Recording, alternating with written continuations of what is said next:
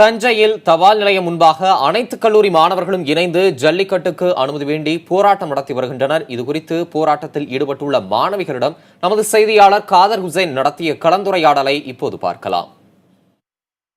தமிழர்களின் பாரம்பரிய வீர விளையாட்டான ஏறு தழுவுதலில் நடக்கக்கூடிய ஜல்லிக்கட்டு விழாவிற்கு அனுமதி வழங்க வேண்டும் உள்ளிட்ட கோரிக்கைகளை வலியுறுத்தி தமிழகம் முழுவதும் தொடர்ந்து 6வது நாளாக போராட்டம் என்பது நடைபெற்று வருகிறது. தஞ்சை மாவட்டத்தை பொறுத்தவரையில் அனைத்து கல்லூரி மாணவர்களும் இன்று ஒன்றிணைந்து கடந்த 3 நாட்களாக தஞ்சை தலைமை தபால் நிலையம் முன்பே தொடர் போராட்டத்தில் ஈடுபட்டு வருகிறார்கள். இந்த மாணவருடைய போராட்டம் என்பது எத்தகையது, இந்த போராட்டத்தின் முக்கிய கோரிக்கை என்ன என்பது குறித்து இங்கே உள்ள மாணவர்கள்ட்ட கேட்போம். இந்த போராட்டம் எதுக்காக ஈடுபடுறீங்க? உங்களுக்கு முக்கியமான கோரிக்கை என்ன? ஜல்லிக்கட்டு மேல இருக்க பேன் எடுக்கணும். அலங்காநல்லூர்ல அங்க வாடிவாசல்ல காலை வெளியே வரணும். பீட்டாவை கம்ப்ளீட்டா தமிழ்நாட்டுல இருந்து தடை பண்ணணும். இதுதான் எங்களோட கோரிக்கை. அது நடக்கிற வரைக்கும் நாங்க யாரும் போராட்டத்தை விட மாட்டோம். எந்த ஒரு பொலிட்டீஷியன்ஸ், எந்த ஒரு பொலிட்டிக்கல் சப்போர்ட் கிடையாது. எல்லாரும் ஸ்டூடெண்ட்ஸ், யங்ஸ்டர்ஸ் மட்டும்தான். நாங்களா எழுச்சி, எங்களோட எழுச்சி தான் இது. உங்களுடைய போராட்டத்தோட நோக்கம் என்ன? எங்களோட போராட்ட நோக்கம் ஜல்லிக்கட்டு நடக்கணும், முக்கியமா விவசாயிகளுக்கு நியாயமான நிதி உதவி வழங்கணும் அப்படின்றது மட்டும்தான்.